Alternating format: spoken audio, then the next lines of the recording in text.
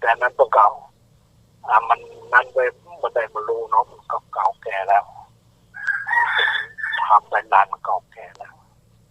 มาอ่านดูพระไตรปิฎกมันก็เหมือนเดียวกันดังนั้นเรื่องเกี่ยวกับนางวิสาขาเนี่ยเป็นหญิงที่สำคัญนะถือว่าเป็นมหาอุบาสิกาที่สำคัญควรที่จะเอามาเป็นนิติแบบอย่างคือเนี่ยเมื่ออายุได้7 ขวบเนี่ยนะคือว่าคงจะเป็นลุงของเพิ่นนะเป็นเพื่อไปเนี่ยเพื่อไปรับพระพุทธเจ้านะเพื่อไปต้อนรับพระพุทธเจ้าไปกับด้วยหญิงตั้ง500นะเป็นบริวารนะไปด้วยกันไปต้อนรับนี่ครับคือว่าเนี่ยพระพุทธเจ้าของเรานั่นก็เรียกว่าเป็นนั่นนะเป็นเป็นผู้ที่ขนสัตว์โลกพ้นจากกันเวียนว่ายตายเกิดเนี่ยคือว่าคนก็ได้แสดงธรรมเนี่ยแสดงธรรมโปรดเวนยสัตว์เนี่ยนางก็ได้ดวงตาเห็นธรรมเมื่ออายุ5 ขวบเนี่ยนะอันนี้คนอายุ5 ขวบนี่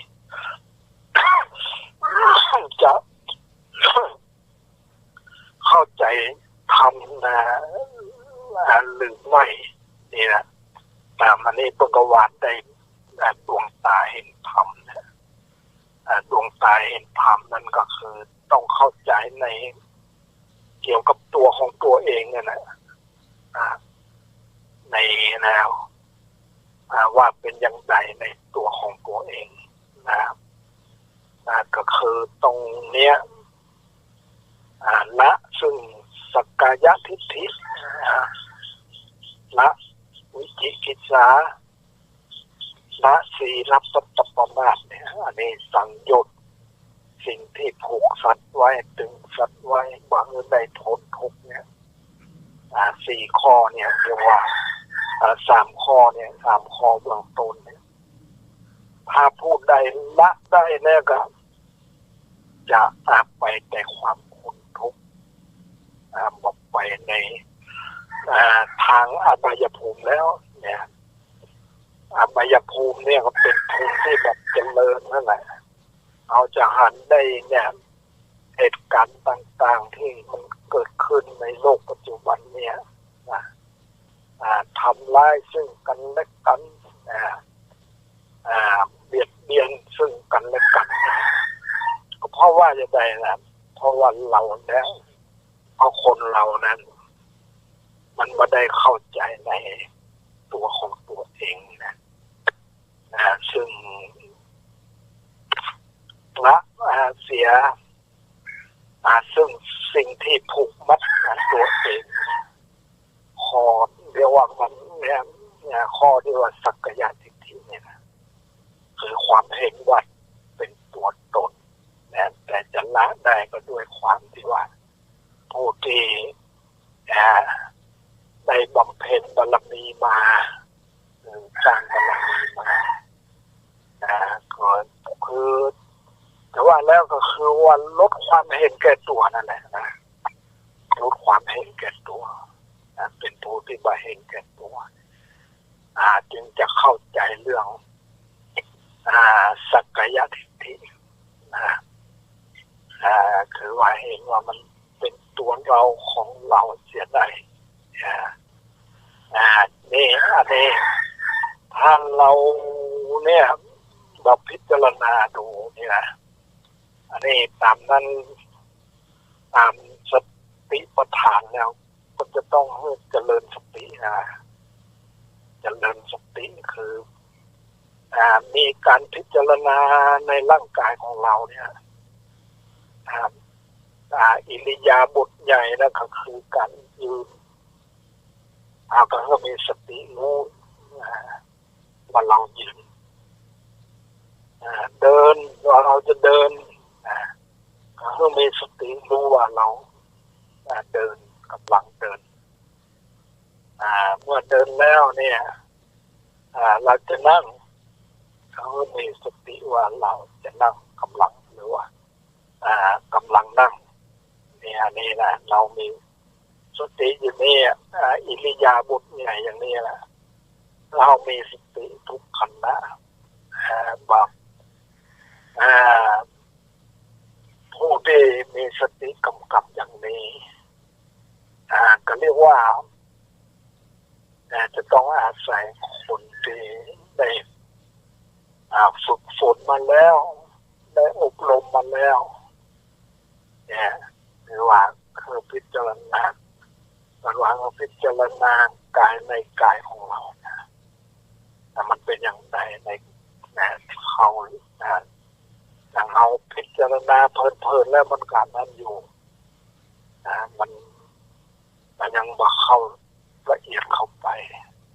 แต่พิจารณาให้มันละเอียดเข้าไปเนี่ยก็จะละเสียเนี่ยซึ่งสักกายทิฏฐิอันนี้เป็นบันไดขั้นแรกที่จะก้าวสู่ความดับทุกข์ความพ้นทุกข์อันนี้พูดได้ฝึกฝนอบรมมาก็ดีเนี่ยอย่างต่อไปแทนเนี่ยบันไดขั้นที่สองก็ละถึง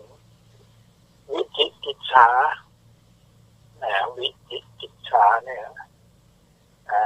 มันบางทีเราบางคนก็บอกใครว่า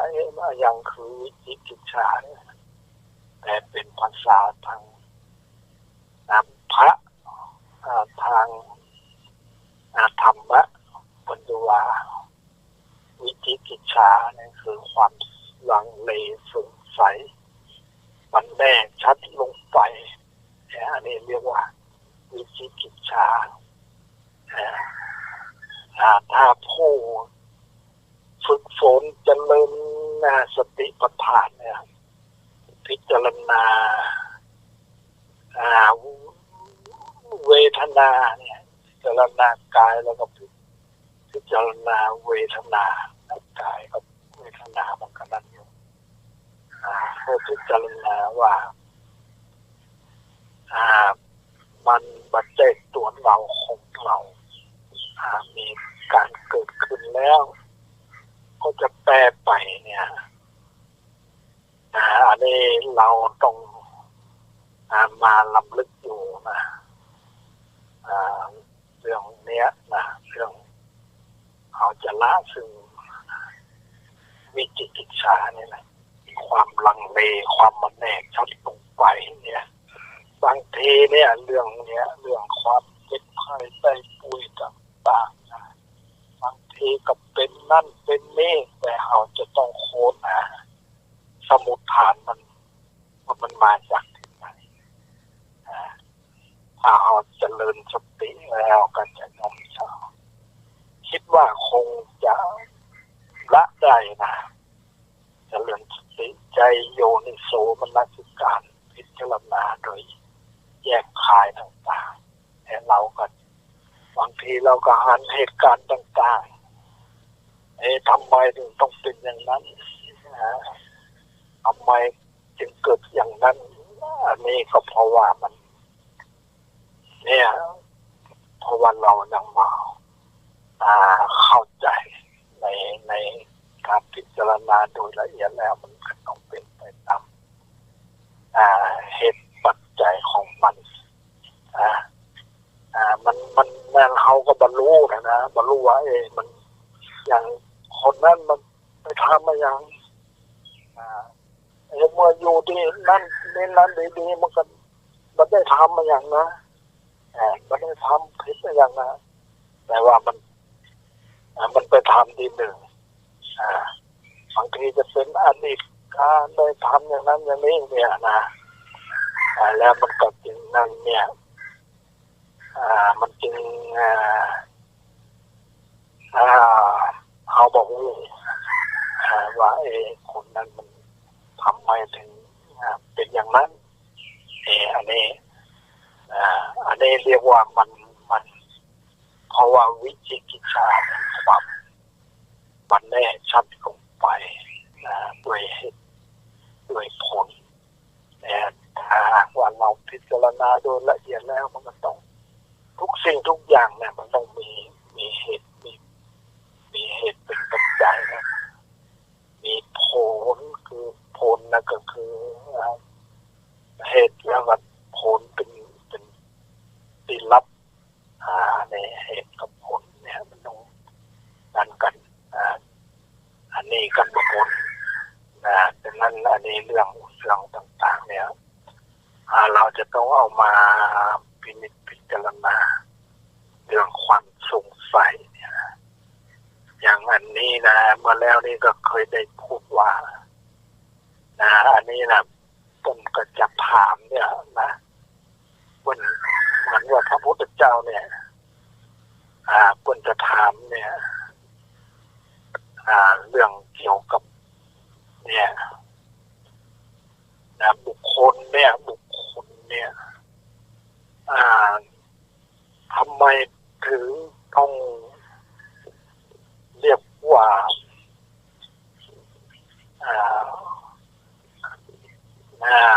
ต้นอะไรนะต้นเปรียบเหมือนกับพระจันทร์เนี่ยนะพระจันทร์เนี่ยผู้ที่มีจิตศรัทธา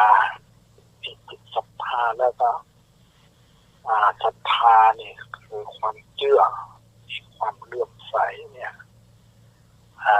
เมื่อมีจิตศรัทธาแล้วเนี่ยก็จะทำให้เกิดศรัทธาในที่นี้ก็คือมีความเชื่อนะความเชื่อให้เชื่อผลเนี่ยในเรื่องมีศรัทธาแล้วก็เป็นเหตุตั้งอยู่ในศีลนะตั้งอยู่ในศีลระเบียบต่างๆที่นั้นไว้ที่เป็นบอกไว้ระเบียบอันนี้คือว่าการรักษาได้นะผู้มีศรัทธาแล้วก็ย่อมรักษาได้ที่มีศีลมีระเบียบมีนั่นแล้วกล่าวเมื่อมีศีลเนี่ยว่าศีลเนี่ยระเบียบเนี่ยมันก็จะต้องอาศัยความเนี่ยเรียกว่าอาศัยหิริความละอายต่อบาปโอตตัปปะความเกรงกลัวต่อบาปนี่แหละมันมีถ้ามีอยู่ในจิตใจของผู้ใดแล้วนี่นะศีลของผู้นั้นก็จะมั่นคงมั่นคงเพราะว่ามีความเชื่อและความแน่ชัดลงไปแล้วว่าถ้าทำมาดีแล้วเนี่ยมันจะผลลัพธ์มันก็คือจะต้องเป็นเดือดร้อนบ่มีความสุขความสบายมันต้องอาศัยเนี่ยศีลก็ต้องอาศัยหิริความละอายต่อบาปโอตตัปปะความเกรงกลัวต่อบาปแล้วเนี่ยอาศัยการพยายามเนี่ยคือว่าจะต้องพยายามเนี่ยพยายามอย่างคือพยายามละสิ่งที่เป็นอกุศลต่างๆนะอกุศลต่างๆเรียกว่าอย่างทุจริต3เนี่ยคือกายทุจริตวจีทุจริตมโนทุจริตนี่เป็นสิ่งที่ควรที่จะละถ้าสุจริตเนี่ยมันก็เป็นสิ่ง ที่ควรบำเพ็ญนะควรให้มีขึ้นนะการสุจริตทางกายทางวาจาและทางจิตใจเนี่ยคนเราถ้ามีเนี่ยอย่างนี้แล้วเนี่ยนะมีอันนี้แล้วก็มีปัญญาอาศัยปัญญาสนับสนุนเนี่ยอันนี้ถ้ามีธรรมเนี่ยอย่างที่ว่ามาแล้วเนี่ยคือมีศรัทธามีหิริความละอายต่อบาปมีโอตตัปปะความเกรงกลัวต่อบาปเป็นผู้ได้ยินได้ฟังมากก็ดีเป็นผู้ที่พยายามและก็มีปัญญาเนี่ยนะผู้ใดมีธรรมอย่าง5 อย่างเนี่ยที่ว่ามาแล้วเนี่ยก็จะทำให้ผู้นั้นมีแต่ความสดใสมีแต่ความเนี่ยรุ่งเรืองในภายภาคหน้าแต่ว่าอย่างใดก็ตามเนี่ยเวลาเราเนี่ยบางทีเราพยายามอยู่นะแต่ว่าบางทีเนี่ยมันสิ่งที่บอกอดีตที่เราผ่านมาบางทีเราจะได้ไปทำอย่างมั่วนะแต่ว่าเราก็นั่นแหละว่าสิ่งที่เราได้นั้นอย่างไรเนี่ยผลดีที่มันได้รับผลดีนะได้รับผลดีนะอันนี้มันก็เป็นของที่เราได้สร้างมาได้ทำมามันก็ติดตัวของเราอันนี้ในข้อที่วิจิกิจฉาเนี่ยนะเราพิจารณาด้วยแยกภายแล้วเนี่ยมันก็ย่อมจะติดตัวของภายของมัน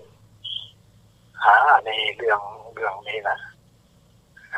คนถ้าว่าบุคคลที่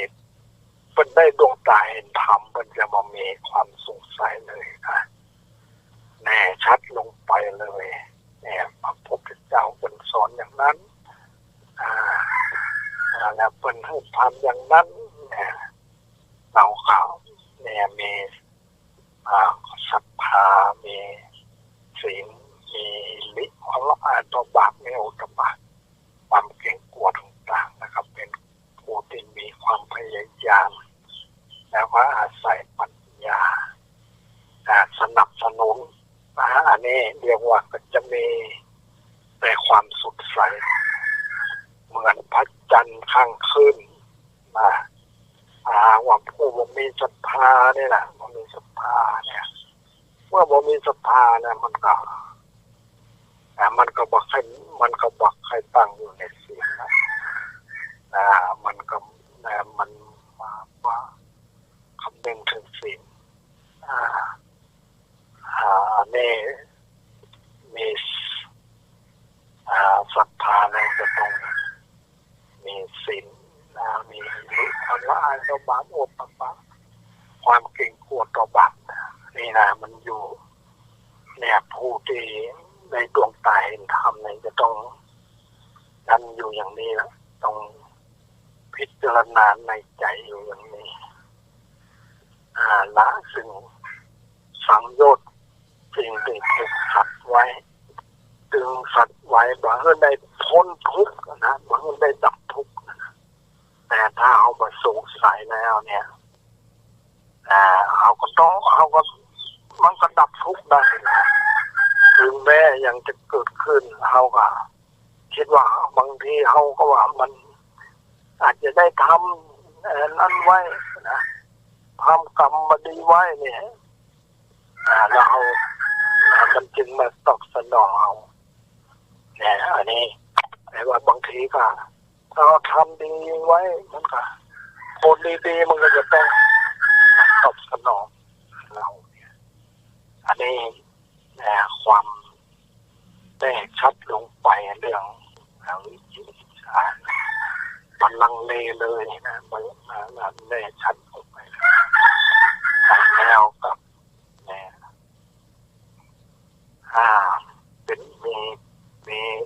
มีปัญญาเนี่ย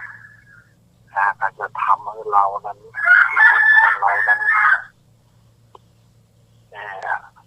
จะไปแต่ความพ้นทุกข์ความดับทุกข์อันนี้เรียกว่าจะดับทุกข์ได้นะก็คิดว่าดับได้ไปนั่นหนึ่งแล้วดับได้ไปเนี่ยเรื่องละถึงสกายะทิฏฐิแล้วละวิจิกิจฉาสงสัยละศีลพัตตปมาทว่าบ่มีอย่างที่จะบันดาลให้เราตัวเรานั่นแหละที่จะบันดาลให้เราอันนี้พอเรา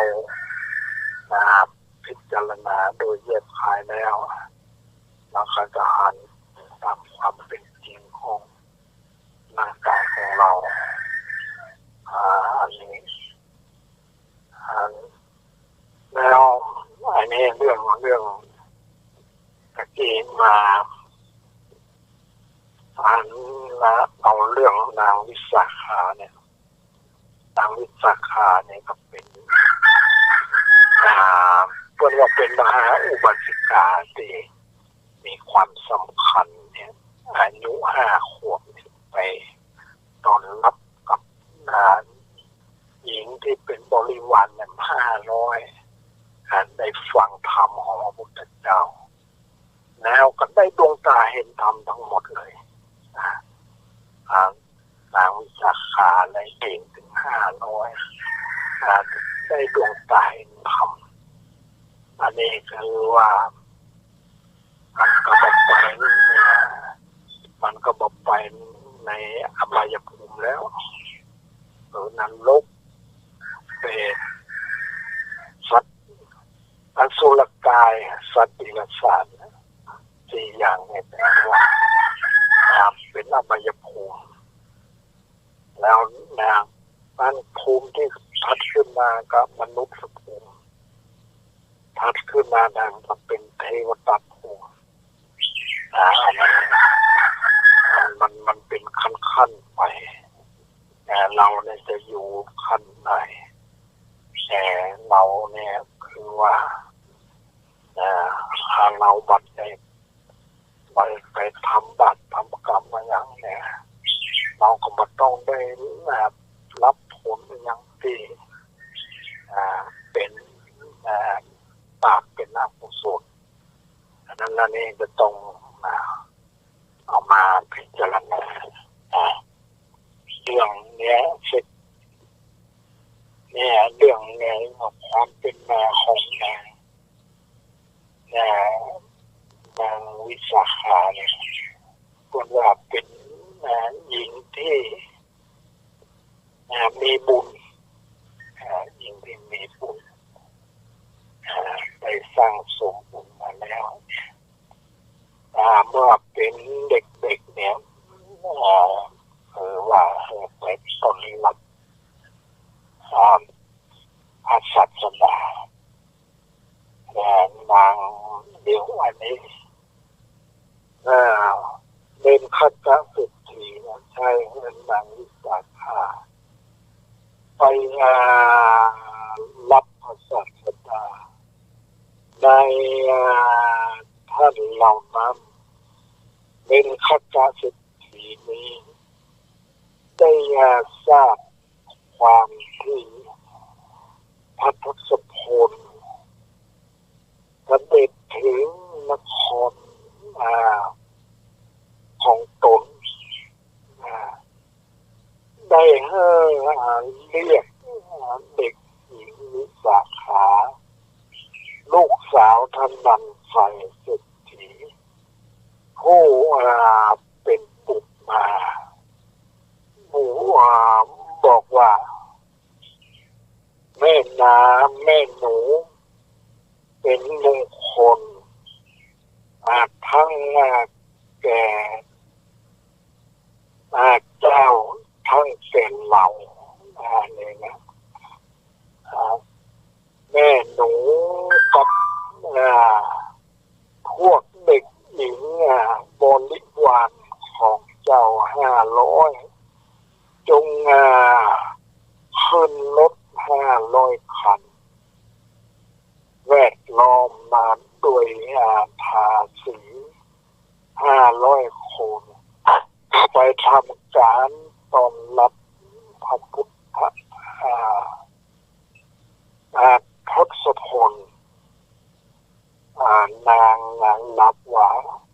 ดีละแล้วได้ทำอย่างนั้นแต่เพราะความที่นางเป็นเด็กฉลาดในเหตุอันควรและบักควรนางจึงไม่นางจึงไปรับด้วยยานเท่าที่ยานไปได้ลงจากยานแล้วก็เดินเท้าไปเฝ้าพระศาสดาถวายบังคมแล้วได้ยืนส่วนที่ข้างหนึ่งข้างนั้นพระศาสดาทรงแสดงธรรมด้วยสามารถแห่งบุ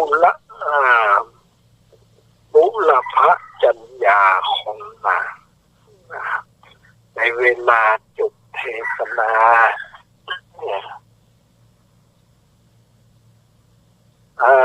นางพร้อมทั้งเด็กหญิง500ตั้งอยู่ในโสดาปัตติผลแล้วฝ่ายเมนขกะเศรษฐีแลเข้าเฝ้าพระศาสดาฟังธรรมกถาตั้งอยู่ในโสดาปัตติ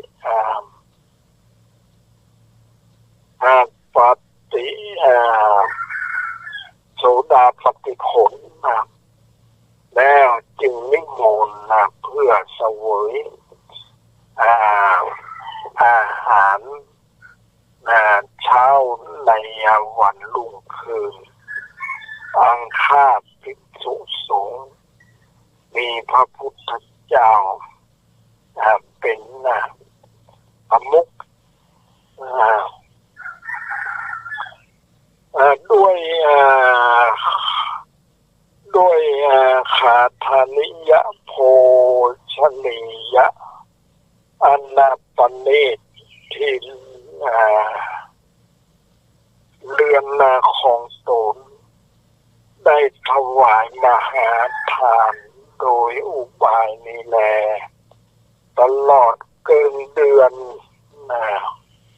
พระศาสดาประทับอยู่ในพัทยนครความมาพอพระทัยแล้วก็เสด็จหลีกไปอันนี้พระเจ้าในเรื่องเนี้ยเรื่องพระเจ้าปเสนทิโกศลก็ดีอันนี้เรื่องเมืองสาวัตถีเมืองสาวัตถีก็มีพระเจ้าปเสนทิโกศลเป็นผู้ครองเมืองราชคฤห์กับพระเจ้าพิมพิสารเป็นผู้ปกครองแต่ว่าเนี่ยทั้งสองคนนี้แหละบางการเรียกว่า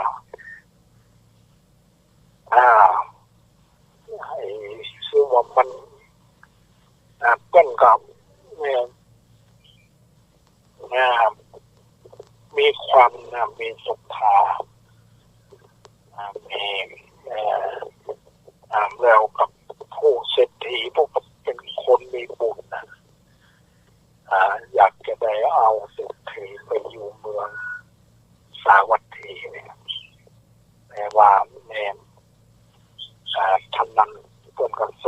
นันใส่เศรษฐีซึ่งเป็นลูกของเป็นข้าราชการเศรษฐีแล้วก็ลูกสะใภ้ก็คือนางวิสาขาอันนี้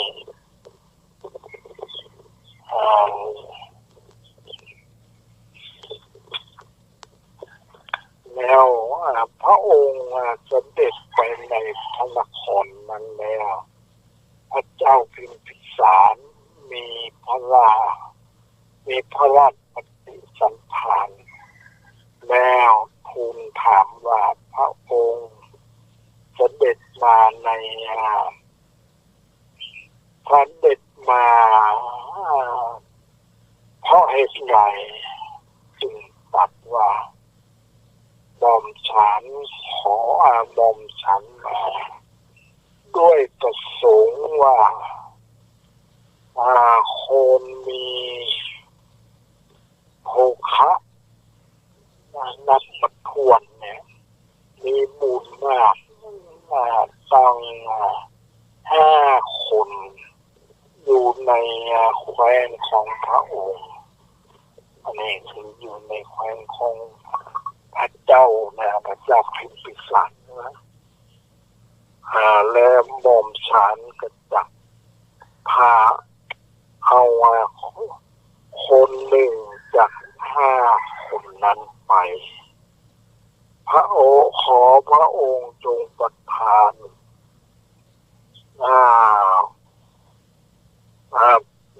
จงประทานคน1 ใน 5 คนนั้นแก่หม่อมฉันเถิดพระเจ้าพิมพิสารว่าหม่อมฉันไม่อาจ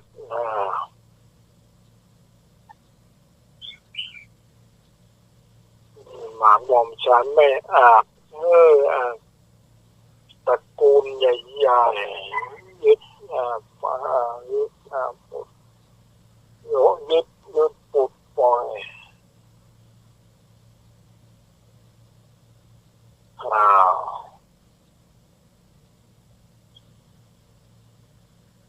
อันนี้เกี่ยวกับเมียแล้วตามพระเจ้าพระเจ้า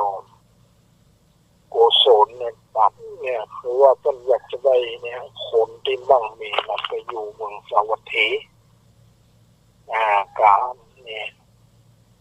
มันก็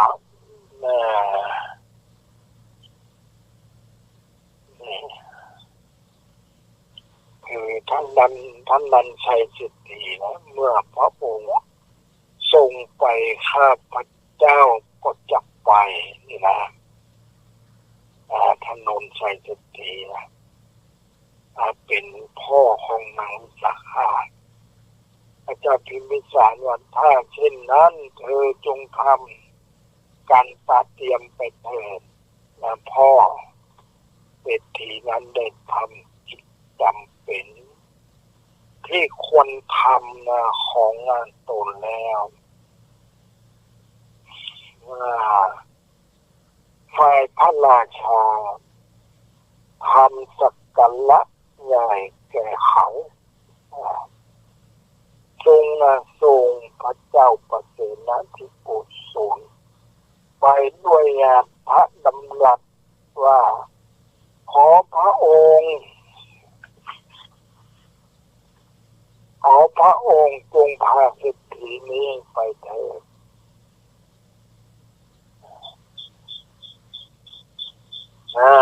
ถ้าว่าเธอหมอพยา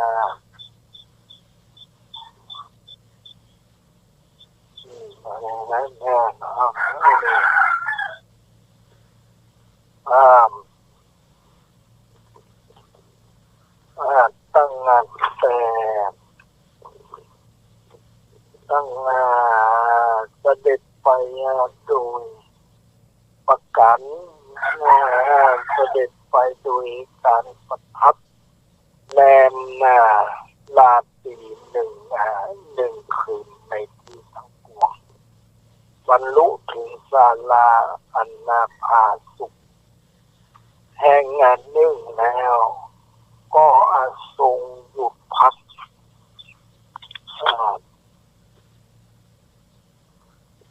ครั้งนั้นถนนแสนเศรษฐีทูลถามเท้าถึงว่านี่เป็นนาแคว้นของใครพระเจ้าปัจเจกที่กุศลก็ว่าของเราเศรษฐี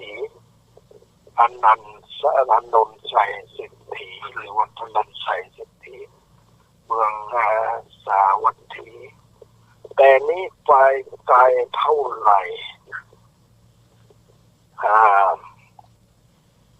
พระเจ้าปัจเจกที่กุศลก็บอกว่าในที่สุดเจ็ดโยชน์มันเจ็ดโยชน์นี่มันก็มันจะน้อยแล้วนะการเดินใจเวลาเดินทางอะไรเนี่ยพระเจ้าปัจเจกที่สุดในที่สุดเจ็ดโยชน์ถนนชัยภายในพระนครแคบนอนภายในพระนครแคบโชนบริวารของข้าพระองค์มากถ้าพระองค์ทรงโปรดใช้อันนี้เป็นคำของท่านนั้นไปเป็นทีถ้าพระองค์ทรงไปโปรด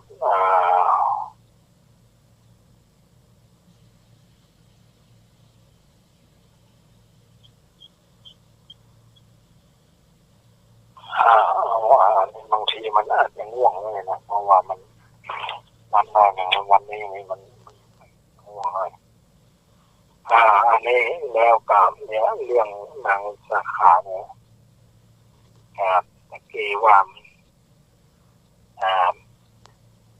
เป็นเนี่ยเป็นผู้ได้ดวงตาเห็นธรรมแต่ก็ยังว่านะอายุหลัง7 ขวบมาแล้วก็ต่อมาถึงอายุ15 ปีอันนี้นะก็เป็นแล้วเรียกว่าเป็นสาวแล้วนะอายุ15 ปีเนี่ยแล้วก็ทางเนี่ยทางเมืองสาวัตถีเนี่ย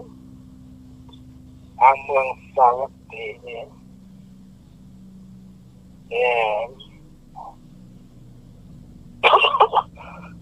กรุงสาวัตถีแม่พุทธของมิตรขามเศรษฐีชื่อว่าปุณณวัฒนกุมารนี่นะชื่อนายปุณณวัฒนกุมารเนี่ยได้เจริญวัยครั้งนั้นมันดาบิดาก้าวก็เขาว่าพ่อเจ้าจงเลือกเด็กหญิงคนหนึ่งในยามที่เป็นที่ชอบใจของเจ้านี่นะพวกอันนี้เรื่องวิดามันดาของอันนี้เรียกว่าบอกกับลูกของตัวเองนะคือชื่อปุณณะเนี่ยนะบอกให้เลือกเอาเนี่ยเอาผู้หญิงมาสักคนหนึ่งนะ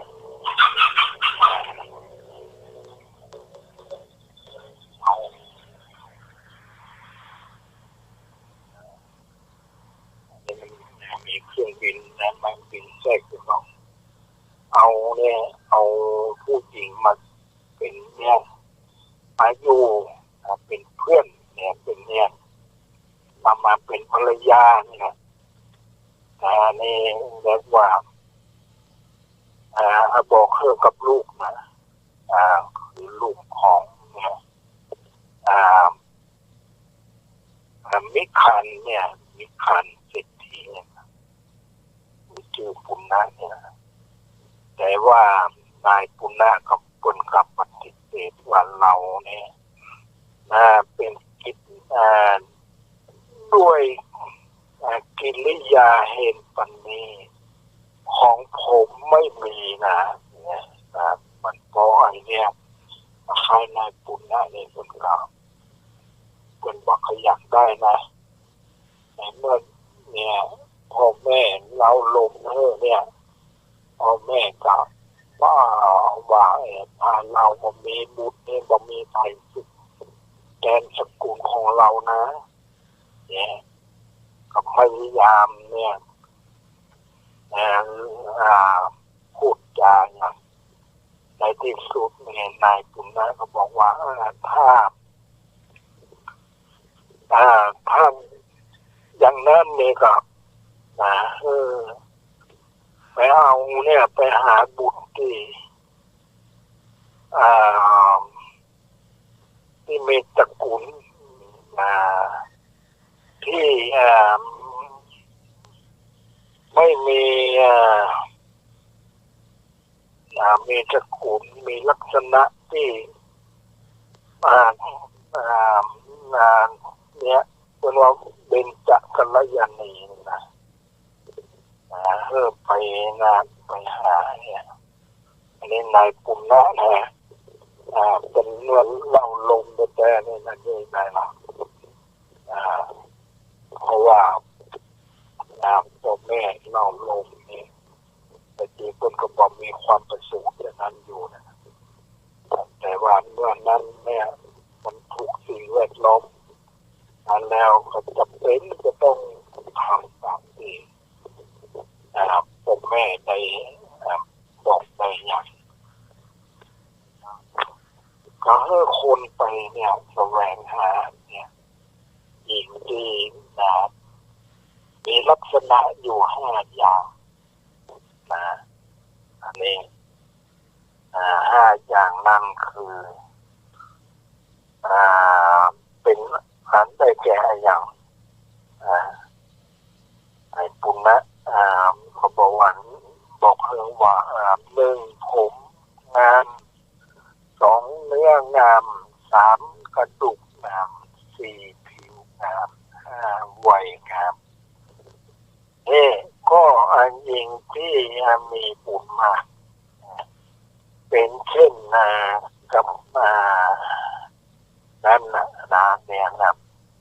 ดูผมงามนะดูผมงามนั่นคือว่า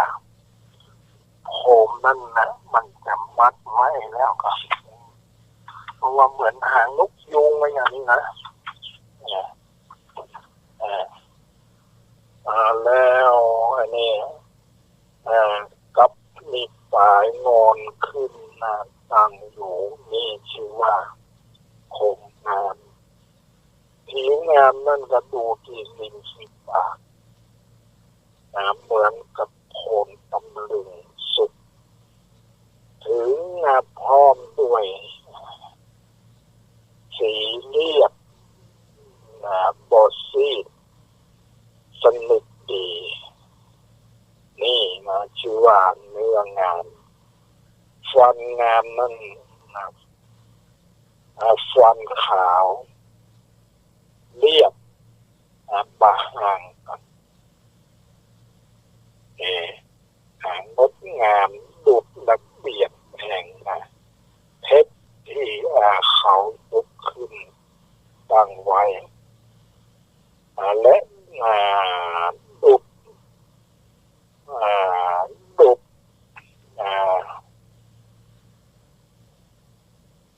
จะดุจระเบียบแห่งสังที่เขาขัดสีแล้วนี่นะมีอะไรชื่อว่ากระดูกงามกระดูกที่ฟันผิวพรรณงามเนี่ยก็คือผิวพรรณงามนี่ก็คือแบบมันแบบประเทืองแบบประเทืองบรรลุไล่ด้วยเครื่องประเทืองผิว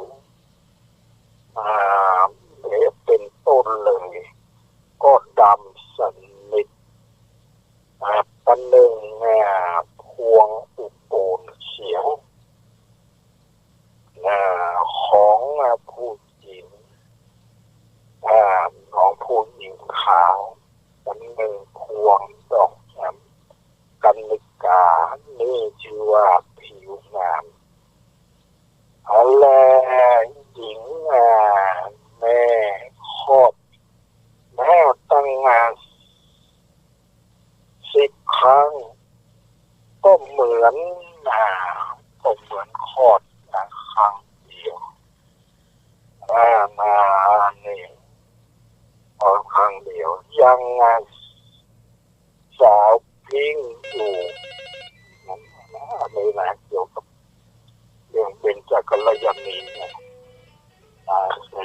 กับเนี่ยเรื่องนี้นะหรือว่าไอ้นี่นะเรื่องความงามกับหรือว่ามันก็เป็นนั้นอย่างเล่นนะหรือว่าเป็นที่เราจะต้องศึกษาด้วยแต่ว่า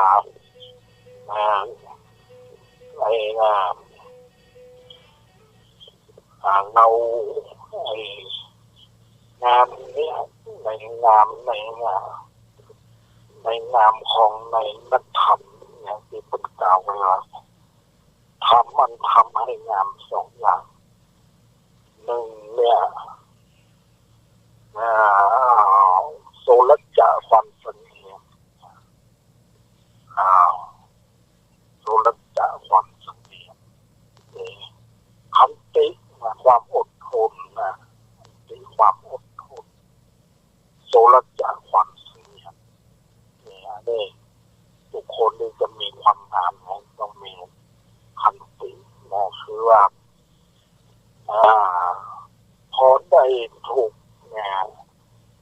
กระทบด้วยทางด้านอารมณ์ต่างๆสิ่งที่ภายนอกมากระทบก็รู้จักพิจารณาในเมื่อพิจารณาแล้วก็จะบ่มีความโกรธมันมีความกดก็ต้องใจอาศัยขันติ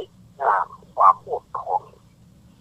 โสรถะความเสงี่ยมอันนี้เป็นธรรมพยายามดูแล้วเนี่ยมาโผผ่าน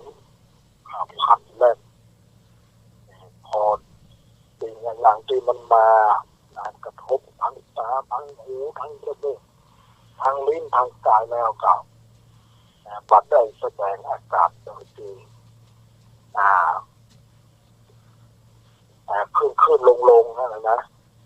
แต่ว่าคนยังว่าคนที่มีนั้นแล้วมีธรรมในประจำอยู่แล้วเนี่ยย่อมจะพิจารณาได้แต่ว่าคุณธรรมของบุคคลที่ขั้นโสดาเนี่ยนะต้องเนี่ยละสิ่งสักกายะทิฏฐิละวิจิกิจฉาละสีทัพปกับปัมมาแล้วก็เนี่ยต่อไปเนี่ยสูงขึ้นไปเนี่ยแต่ว่านางก็ได้แค่โซดาเท่านั้นแต่ว่าถ้าว่าสูงขึ้นไปมันก็สังโยชน์เบื้องสูงขึ้นไปเนี่ยมันก็จะต้องละตั้งขึ้นไปแทนคือละปฏิฆะความกระทบกระทั่งให้ผิดแล้วอันนี้นะปฏิฆะนะแปลว่าคนที่เรียนไปฝึกฝนอบรมมาดีเพิ่นก็ย่อมจะเข้าใจในร่างกายของตัวเองมาโหมหันพันแล่นบางทีเนี่ยแบบพออกพอใจกับนั่นนะจะลงไม้ลงมือซึ่งกันและกันเนี่ยเพราะว่ามันบันไดฝึกฝนมานะอันนี้ถ้าพูดถึงนั้นแล้วก็พูดที่เขากระแสของความดับทุกข์ความพ้นทุกข์แล้วก็ย่อมจะมาเป็นเหตุสร้างให้คนเราเหมือนไปทำให้ตัวเราเนี่ยต้องเป็นตกนรกมันต้องไปอบายภูมิที่มันเจริญฉะนั้นอันนี้ก็จะต้องอาศัยการพิจารณาบุคคลที่ได้ฝึกฝนมาแล้วได้เอาคำสั่งสอนของพระพุทธเจ้ามาอยู่ในตัวของแล้วและของตัวเองแล้วมันก็จะทำความดีมาดีก็ไม่ได้นะมันมีพระพุทธเจ้าอยู่ในตัวแล้วพระธรรมก็มีอยู่ในตัวแล้วพระสงฆ์ก็มีอยู่ในตัวแล้วพระพุทธพระธรรมพระสงฆ์เนี่ยเป็นแก้วที่อยู่ในตัวเนี่ยนะอยู่ในตัวคนที่ ดานี่นะครับแต่จะยังแบบสดใสเสียแก้วนี้ก็ยังบอกให้สดใสแต่ใจเดือดแต่ว่ามันก็ก้อยจะสดใสไปทีละเล็กละน้อยแล้วนะอันนี้เรื่องผู้ที่ไปขั้นโซดาบันเนี่ยอันนี้ก็เป็นเรื่องราวที่เราจะต้องศึกษาเอามาพิจารณาเหตุการณ์ต่างๆเนี่ยที่เกิดขึ้นเนี่ยเราจะต้องใจคำสั่งสอนขององค์สมเด็จพระสัมมาสัมพุทธเจ้าเนี่ยมาเป็นข้อประพฤติปฏิบัติเอามาเนี่ยเราเป็นผู้ที่เนี่ยเรียกว่าให้เป็นผู้ที่ให้ไปเห็นแก่ตัวให้อภัยเนี่ยถึงเขาจะดุร้ายอย่างต่างๆเกิดขึ้นแล้วเขากับปากคิดที่จะไปท้าทายอย่างให้มันเกิดเรื่องเกิดราวอย่างขึ้นเนี่ยแต่ถ้าเราไปนั้นมันก็เสียจะว่าแล้วก็เสียความงามนะเสียขันติเรียกว่ามันจะมีขันตินะมันมีโสรจักรในความงามของหลักของธรรมะแต่หลักความงามของผู้หญิงนั่นนะจะบาวิ่งนะมันจะบาวิ่งนะผู้หญิงเนี่ยจะบาวิ่งมาปูนหานพันเล่นนางอิสาขาเนี่ยนะแต่ว่าคนเขาไปตามหาเนี่ยไปซ้อหานางเป็นจักรยานีนี่นะไปหันนางเมื่อฝนกำลังตกยิงต่างๆ500 คนนะก็วิ่งกันปวดฝนจะถูกครับแต่นางอิสาขานี้บอกวิ่งแต่ว่าบอกวิ่งเนี่ยหลังจากคนที่ไปตามหาเขาก็ว่าโอ้อันนี้นะมันก็ถามดูว่าเป็นแบบไหนบอกวิ่งนี่นะก็บอกว่าถ้าวิ่งเนี่ยถ้าเราไปหกล้มมาอย่างก็ดีเนี่ยนั่นแล้วก็มันจะเป็นภาระของคนอื่นก็จะเดือดร้อนกับเราเนี่ยเขาก็มีเหตุผลว่าถ้าหากผ้ามันจะเปียกมันก็แห้งได้อันนี้เรียกว่าอันนี้นางเป็นคนที่มีสติปัญญาดีนะเข้าใจในเหตุผลต่างๆเรียกว่าเป็นคนมีบุญนะเป็นคนมีบุญในเรื่องของนางวิสาขาเนี่ยก็ยังมีอยู่มากมายนะที่แกต้องแก้ปัญหาอย่างต่างๆที่เหตุที่มันเกิดขึ้นในครอบครัวนะก็สามารถที่จะนำในครอบครัวไปถึงจุดหมายปลายทางคือความดับทุกข์ความพ้นทุกข์วันนี้ก็ได้เวลาแล้วก็ขออนุโมทนากับท่านพระครูสวัสดิ์และท่านผู้ฟังทั้งหลายขอให้มีความสุขความเจริญโดยทั่วหน้ากันขออนุโมทนา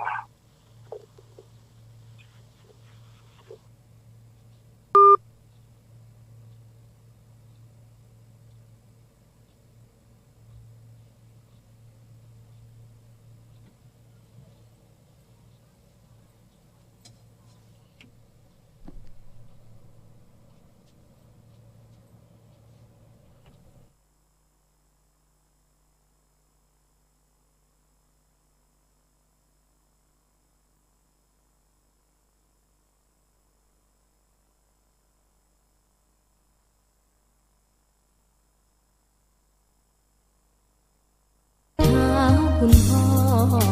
ลูกขอให้หยุดดื่มเหล้าอย่ามัวแต่เมาดื่มเหล้าเล่นการพนันคนเขาดูถูกว่าพ่อขี้เกียจทำงานชาวบ้านรังเกียจเดียดฉันต่างประจานคุณพ่อสิ้นดีสงสารคุณแม่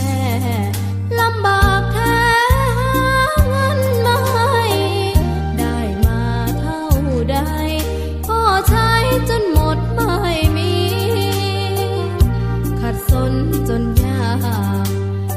ากคนแค้นเต็มทีอนาคตของลูกริบหรีความหวังที่